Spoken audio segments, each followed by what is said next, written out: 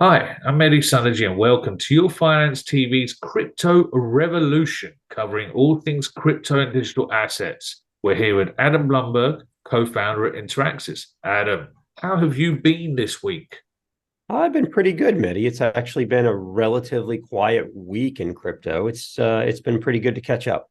You know what, you say that, but there's still a lot of news flow. Nothing too chunky, nothing too crazy that the world's on fire or anything. But before we get into it, a couple of bit of housekeeping rules. Don't forget to like and subscribe to our content. That way you'll stay on top of everything that comes out of us, and you can always drop us a line if you want us to explore any particular topics. Tether's now starting to allocate up to 15% of its net realized profits into purchasing Bitcoin. As of the end of March, I believe they own something like $1.5 billion in Bitcoin, which it's not a number to be sneezed at, but they're starting to stabilize that asset base. Well, you say stabilize. I mean, they're meant to be a stable coin, right? And They're stabilizing their assets, so stable versus stable. They're wonderful. They're well, better than First exactly. And Republic. so, I mean, look, this goes to should a company, should an organization like Tether be investing in Bitcoin, which is still a relatively volatile asset, even though you and I can remark, like you and I can look at a chart and go, look, the last three times we've talked, Bitcoin has been right around the same price. But if Tether is meant to be worth $1, then maybe they should be holding things that are worth $1. Should Tether be in the business of of owning that much Bitcoin, up to 15% in Bitcoin? Because I can imagine there would be a big problem if the price of Bitcoin were to drop by 20 or 30%, and that would significantly decrease their reserves. And I don't know where we'll go. Look, they're also probably thinking, look, we see inflation, more inflation coming. We need to be able to hold Bitcoin such that we make sure we have plenty of reserves. But to me, most of Tether's reserves, or all of Tether's reserves, I think should be some sort of either cash or cash equivalents or something like that. And if you're going to earn something, then earn by, if possible, own U.S. treasuries or own something like that's going to kick off interest.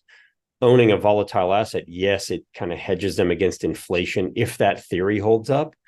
But, as much as you and I talk about it, and as much as I want that theory to hold up and it makes sense, there's not necessarily proof that it will.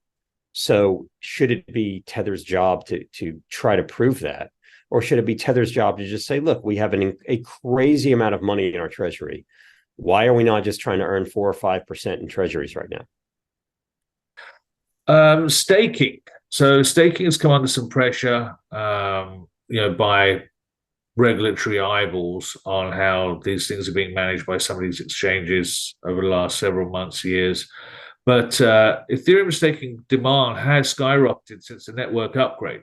There were also some concerns where people thought that people might grab their ETH now that it was available, that it was being staked, and they just take it and run. But this is a good sign. This is great. I'm just surprised we haven't seen a bit great more sign, of right? an uptick. Yeah. Yeah, Mehdi, we talked about it a few weeks Yeah. ago or a few months ago, when the Chappelle upgrade came for Ethereum. And that was the point when those that had been staking their ETH since 2021 or something were able to actually take it out. They were actually able to unstake it. And there were some, on one side, people were saying, oh, well, as soon as they can unstake it, they're going to take it out and sell it. And then others were going, no, we think more institutions will come in now that they can stake and unstake more easily. We're actually going to see more people staking their ETH. Yes, there will be a few that unstake and go sell, but more people are going to stake because now there's that flexibility. And that's the narrative that we've seen play out thus far, is more people, and some of that could be institutions. When we start talking about validators, of course, validators have to have 32 ETH minimum to start a validator node. And it looks like those with a significant amount of ETH are still wanting to stake. And probably even more of those players came in, probably even more waited and said, look, we want to see what happens. We saw not that many people unstake, not that many validators unstaked, and therefore we're ready to go. We're ready to go into this because we know if we need to, we can get it back out. And so what we've seen is more people, and likely more institutions, have started staking ETH. So Adam, let's move on to our regulatory chit chat, right? And Yay, let's talk regulation. I feel like this section should almost be called Coinbase versus the SEC, because that seems to be like the underlying conversation week in, week out. And it's like, do you remember Dallas and Dynasty, those shows like from the 80s and stuff? Yeah. Yeah. So I feel like this is the next week in Dallas where we've got Coinbase, where's the SEC, where's J.R. Ewing, but we're still getting no clarity. They're asking for clarity from the SEC. There is none. They're saying, no, we're not going to give it to you. Where are we going with this? Well, it's funny you mentioned that. I remember Dallas ended where I think it was just the whole thing was a dream or something ridiculous like that. So maybe we're going to wake up one day and the whole Gensler SEC thing is a dream, and bam, all crypto is going to be okay, and there's going to be regulation. Is Gensler the J.R. Ewing? I'm not going to go that far because I believe he got shot, and I'm not. In that case, no, we'll scrub that part. Yeah, we're not going to go that direction. No. But yeah, he is. So what Coinbase has done recently, I mean, they've really gone on the offensive, right? They were waiting. They were trying to play nice with the SEC for so long. They were saying, tell us how we come in and register. Tell us what we need to do. And the SEC kept saying, come in and register. But then there was no way to go do that.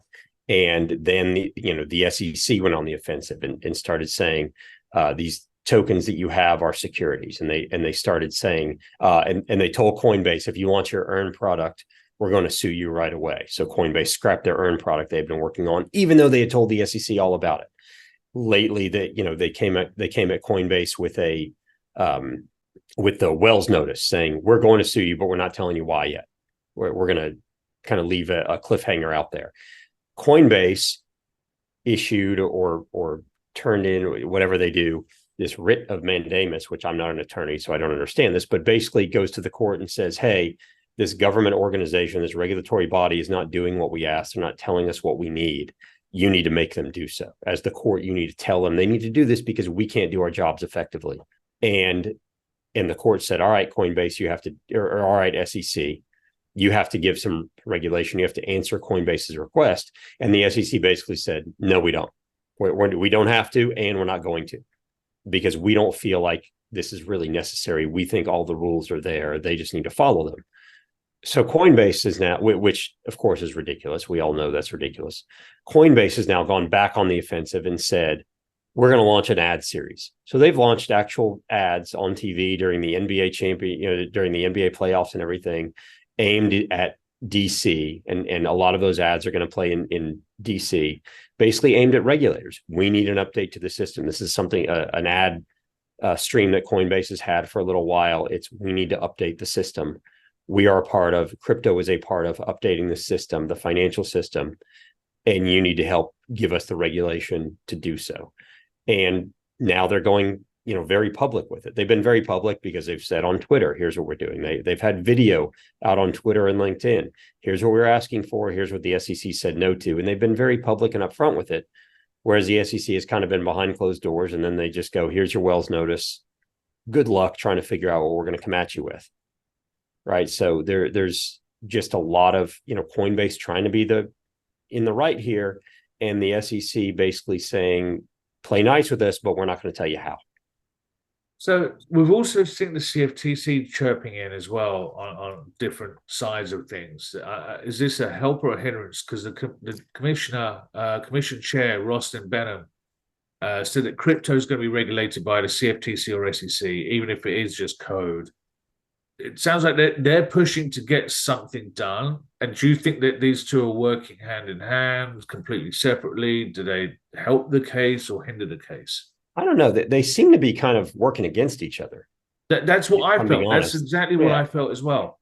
Right. They seem to be kind of working against each other. And the CFTC and chair, I forget his name now. You can tell me. Rostin Benham. Yes.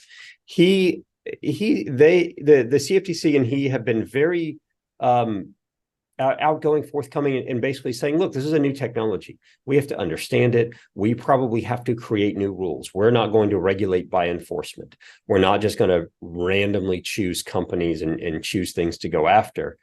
We feel like there is a need that it's incumbent on us, the regulators, and it's incumbent on Congress to propose and create new rules for this new system, and we're going to do it. But what he also said, as you pointed out, Mehdi, was just because they are, quote, decentralized exchanges or decentralized whatever, doesn't mean you're not going to get regulated. You can't just throw code out there on a public blockchain and go, well, there's no one here that's actually running the ship, and therefore you can't regulate it. What they can do is say, okay, if you're in the US, you can't use it. They can say this token that represents some protocol, even if the protocol is decentralized, Coinbase, you can't launch that. You can't allow people to trade that token. So there are regulations there, and there are regulations that they can enforce already. And that's, I think, what he was saying. But he has been very open to conversations, to new potential regulation. They have issued some enforcement actions, but against the likes of Binance. But some of the things Binance did were so ridiculous. They willfully flaunted the law, and there are actually internal emails at Binance where they talk about how they are going to do certain things to get around CFTC regulation. Wow. So they're not going at enforcement actions the same way the SEC is. They are actually listening to what people need and want and taking their charge to protect investors pretty seriously. While still having that charge of part of protecting investors is making sure that we continue to have innovation and growth in the US. Because as he also points out in that same podcast, if we don't do that, all the innovation is going to move overseas, which you and I have already talked about. So we'll get to a quick overseas comment afterwards, but just before we do, this kind of leads us nicely to an announcement that was this week from Prometheum Ember Capital. They're the first SEC qualified custodian digital asset for digital asset securities. What does this mean? Because if we're, so what does this mean, and how does this differ for investors using like the likes of Coinbase, obviously, Gemini, Binance, and all the others? What it seems to me, we've talked, I think, about the need for, qualified custody with crypto, qualified custody with digital assets. So it seems to me what Prometheum is doing is trying to be one of those qualified custodians for digital assets by actually getting registered. Now, the interesting part is I believe they found some, kind of obscure text or loophole or something that says they can go get registered, some sort of special registration as a broker dealer, and therefore they can custody digital asset securities. Now, part of that is whatever they have custodied has to be a security, has to be deemed a security. And no one can quite figure out which is a security and which isn't. So they're not allowed to custody Bitcoin because we've all agreed that Bitcoin is a commodity, right? So they actually can't custody Bitcoin. What can they custody? I don't know. Gary Gensler was asked point blank, is ETH a security? And he didn't answer it. So can they custody ETH? Seems like they can't. What else are they going to custody? A few of the ones that the SEC has said, we think these are securities. However, they haven't gone through the court system yet. So it seems like they're getting set up to do this. But the fact that they can only custody securities, whether they're digital assets or not, doesn't seem to matter. It's they have to be deemed securities, and we don't have any clarity on that. So it seems like they've gone through a lot of trouble for this, hoping that a lot of digital assets, a lot of crypto will be considered securities officially, and therefore they will be the broker dealer and the exchange to launch that. So this sounds an awful lot like great headline, but no real meat on the bone, and just offering what any other broker dealer can offer. Yeah, it's less than what Coinbase can offer right now. It's less than what Anchorage or Gemini or anyone else can offer right now. All right, so I'm going to cancel opening my own my Prometheus account at this instant. I'll wait till there's a bit more clarity on the situation, but we'll have to wait for Gary Gensler on that one. Yeah, don't hold your breath. Before we get to some fun stuff, there was a line across the pond, or a pond. Hong Kong is launching its crypto licensing regime to kick off in May this month, with access for retail to start in June. What does this actually mean? I think this is really good. This is Hong Kong basically finally saying, all right, we're ready to open back up to crypto. We have licensing, we have regulations, we need exchanges and custodians to come in here and start registering. And that's what's going to open up so that the retail investors can get in there in a regulated way and buy, sell, custody, trade crypto. And this is in my mind, it's a good thing, even though it's kind of opening up China. what it's going to tell the US is you better get on it, because otherwise all these exchanges and all this money is going to go elsewhere. Crypto is international. I don't necessarily have to be in a place in order to have my crypto in that location, right? My crypto is kind of wherever I want it to be. And we've already seen better regulation in the EU, in the UK, in the Middle East, in Dubai, and now we're seeing it in Hong Kong. And of course, Hong Kong is going after that entire Asian, Southeast Asian market, right? That Singapore has kind of had a stranglehold on for a while, but they're going after that market. And there's a insane amount of money probably ready to jump in. There's obviously a crazy amount of exchanges and custodians waiting to apply and be approved under this new regulatory regime. So, that's at least a nice positive to end on in the regulatory universe. Just in moving into the applications kind of content, something we've discussed over the last couple of years, Ledger, excuse me, Ledger as a brand seems to be the cream of the crop in the secure crypto wallet brand or universe. They've introduced recently a recovery method, which is something that everyone's kind of had back in center of their mind of, oh, what happens if I lose my crypto wallet, my codes and everything, my recovery codes. This recovery method seems to have come under some pressure because I'll let you run through it because it's like the shards and everything. But to me, like when I went through it all, it sounded like they have it covered. But I'd love to hear your thoughts on how you see this playing out. If you could break down the steps and then sort of the solution of the repackaging of it. Well, I'll leave it to you. Okay. So it's really, this whole debate was really interesting the way it came about, because if we start talking about crypto, hard wallets and crypto custody, right? It's a horrible user experience, a horrible design right now, which says that I need to either have a hard wallet, which I have several Ledger wallets, I have Trezor, I have several other hard wallets, right? And I get a seed phrase, right? Which is essentially my private key, which says that I'm the only one that should ever have this seed phrase. No one else should ever have it, because if someone else has it, they can take my crypto. They can steal it, right? So that's the thing that we hold as close as we can. It doesn't go in any public documents. I don't tell anybody what my seed phrase is. I don't write it down and put it on a sticky note on my computer, nothing like that. It's not like a password, and you can't reset it. Once you have your seed phrase, there's no resetting your seed phrase. Okay, if you lose it, it is gone and your crypto is gone forever. Okay, so that's a horrible user experience, right? Because we're used to, I forgot my password, I'll hit a button, they'll make sure I'm me, and then I get a new password, right? But that doesn't happen in crypto, particularly in hard wallets or as we call it, cold storage. So Ledger went a direction that said, okay, we need more people to onboard this. They're scared about this seed phrase thing. They're scared about either losing it or having it compromised or something. So we're going to give them the ability to recover their seed phrase if they lose it. And that ability says you sign up for this service, and we're going to take your seed phrase. We're going to do what's called shard it. We're going to break it up into three different pieces and send those three pieces to three different kind of companies. And the only way you can get your seed phrase back if you lose it or get stolen or something is you have to go through some sort of recovery feature, social recovery, which says I need to prove that I am me and that this was my wallet, or this is my wallet, and I will have my seed phrase given back to me such that I can then go get into my crypto wallet and probably move my crypto, whatever. So they went with something that is probably necessary for more adoption, right? Necessary, as you said, to make it easier. You looked at it and you said, this seems to be a good feature. And there are other wallets. There are wallets I have on my phone, like there's one called Argent. There are several of them that do this social recovery, do this recovery that says, if I lose my wallet, if I lose access to it, other people can kind of vouch for me and say, yeah, that's Adam's wallet. Yeah, Adam lost his phone, whatever, right? It's something that's kind of neat. It's kind of like forgot your password. So Ledger launched it. But what it told us was Ledger has the ability to get into my hard wallet and grab my seed phrase. They can update the firmware on that tiny little device. And I apologize. I should have had one here so I could actually show what a Ledger wallet looks like.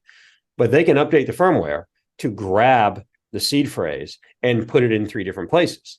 Well, that's frightening, because that means that, like, can they do that anytime they want? Can someone hack into Ledger's backend and update that firmware on my device and then take my seed phrase? And that's what launched all this controversy. Everyone said, You told us you never had access to our seed phrase, and now you're telling us all I have to do is sign up for this service, and bam, now you have access to it. And you're going to shard it in 3 different places, but that means at some point you had access to it, right? So there's a pretty big honeypot right there, and that's what launched this whole problem and debate. Like Ledger was the safest; they were the kind of the bellwether there, and now all of a sudden they're telling us this. And the problem also, Mehdi, with the communication was the CEO of Ledger even said, "Look, all wallets have this ability. All we have to do is update the firmware, and we can go grab the seed phrase. Trezor can do it. All these others can do it." And all the other wallet companies are going, "No, we can't. Like, I don't know what you're talking about." Right. So it launched this whole debate of what's more important, getting more adoption with that user experience that says anybody can go have a hard wallet and not worry about losing or forgetting the seed phrase and being able to recover it, or that intense safety and security. And that's where this debate has been. And as of now, I think Ledger has said, all right, we're not going to roll this out yet. We're going to wait for a little while before we roll this out. This was a bad idea. Like we clearly didn't think through this. Did open some cans along the way, and the worms are out now. So we'll see how this all pans out for Ledger.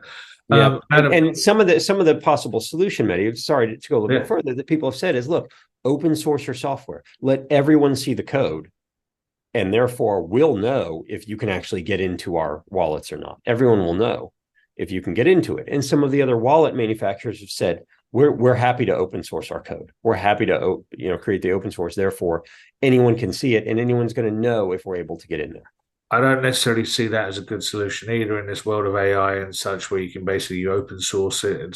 That's opening a whole other can of worms as well. Right. Adam, we'll keep it all safe, and we'll figure out what's going to happen in this world of wallet storages. But thank you again, as always, for chatting some crypto with us.